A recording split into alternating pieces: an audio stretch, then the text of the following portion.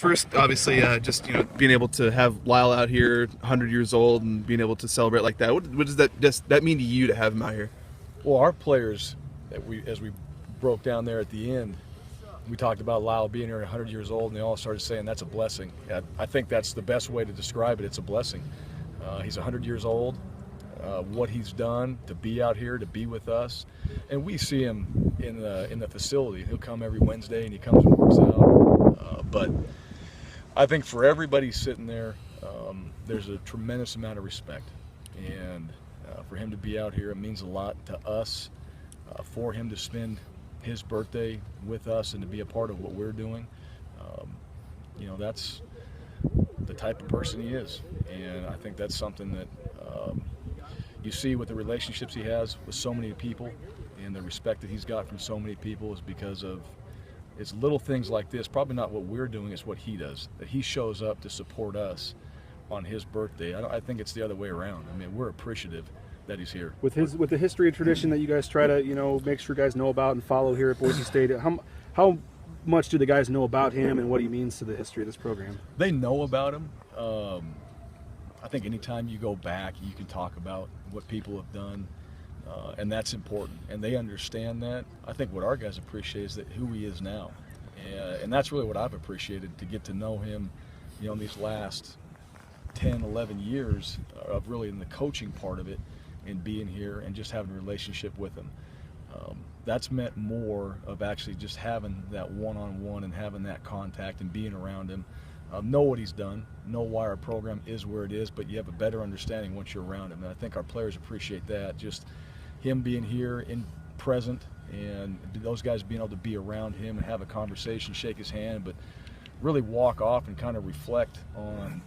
I think every guy sitting on this football team would go, I hope someday I have some type of impact like he's had. Hope I live to be 100 years old like he has. But those are the things that he's really made a difference just for us, especially in these 3 years. With you have the beginning and you have the present on the football field today. What's it like to be a part of the Boise State coaching fraternity? Good question. Yeah. There's a lot of good ones. And starting with Coach Smith, like you can go through, and I would say it's about Coach Smith. The one thing I've learned, how humble he is and how much he deflects the praise and talks about the other people that he's been with. I feel the same way with the coaches that have been here. The ones I've been fortunate enough to work with and be around have made an impact and a difference in my life. But you look at even beyond, prior to that, some of those coaches that have come through this program and have gone on to do some very successful things in this game, have made an impact in people's lives. That's what I think this program was built, has always been about, and every coach that steps onto this field and is a part of this program, head coach, assistant coach, whatever that is, understands that whether they stay or leave, what they've been a part of, and that continues on. I think it shows up in other areas and with other teams. How important are those coaching values that he preached even today? I mean, when he took over, this was a JC. I mean, he was kind of the original blue-collar guy, and now it's built itself up to one of the more well-respected programs in the country. Yeah, we're still talking blue-collar. That's who we are. That's what this place is. Always will be, and we take a lot of pride in that. I think our players understand that, is that we work. We've got to build each and every day, and this place was designed from that hard work. And there's so much to go back into where it is now, but the mentality, I would say, from where it was built to where it is now, a lot of things have changed, a lot of differences, but that mentality we tried to remain the same in that way. When you do look at where this place was when he got here to where it is now in 72 years or whatever it's been, whether it was his 37-game winning streak or never had a losing season, he won the JUCO championship and then becomes the AD and helps get it out of the 2-year JUCO ranks. I mean, what kind of stands out to you when you do think of what he's meant and done here? Yeah, that's pretty hard to follow. All that? Yeah, all those things. It really is. If you really go back and think about all the accomplishments, what I think about is, I obviously know those things. I think about him actually doing it.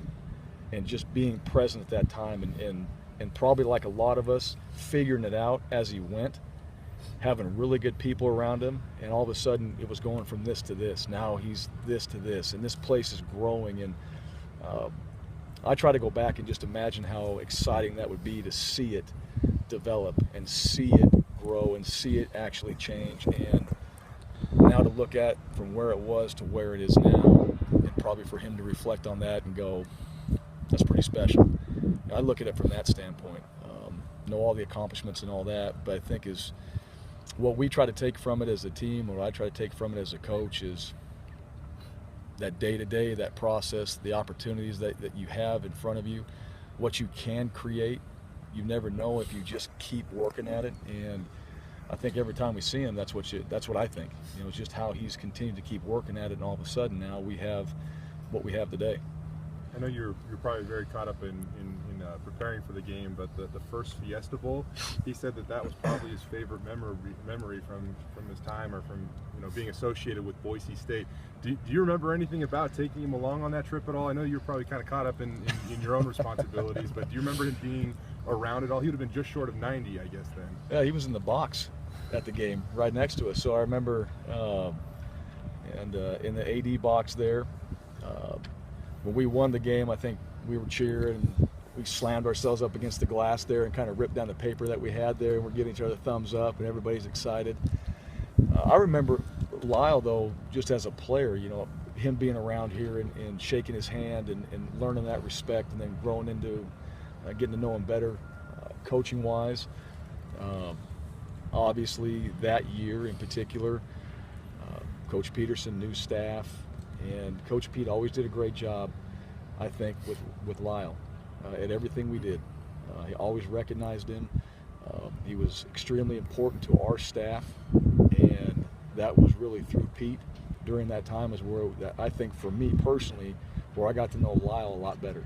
And that year especially, after celebrations and all that, and get a chance to speak with him, and him being excited for the team, and coming there and saying he's proud of what we've done, that was big. That was a big moment for all of us. With your current team, I know you guys are breaking for spring break now. How do you feel like the first 2 weeks of spring ball went? I think they've been good. I think spring is a time where everybody, especially when you have returners back, you want to jump ahead. You want to jump to all the specials. You want to jump into getting into something that we did towards the end of the year, and you really got to go back. You got to strip it all down and just get back to work. It's all about fundamentals. I think fundamentally, in a lot of areas, I've seen improvement. I think knowledge of what we're doing in a lot of areas, I've seen improvement. The execution with the groups working together, it's not there yet. We haven't put the starters and what groups are going to work, offense, defense, special teams. It's just a matter of guys working together and getting better at the technique, getting better at knowledge of the game, getting better physically while they're out here. That's really what our main emphasis is. As we get into the second half of spring, then we want to see the execution, especially towards that last week. Going into the spring game, you want to see those last few practices. Now you're executing. Now guys are playing together. It doesn't matter who's still, but everybody's on the same page. And so as you come out of spring and going into summer, you know the guys are going to be able to operate. That's going to carry on in fall camp. You want to be dialed coming in, because the faster we start there, the better off we're going to be as we get into the games and planning for that. But the effort's been really good. The attitudes out here have been good. The energy's been good, and the focus in the meetings. I've been very happy with what those guys have done. So we're progressing.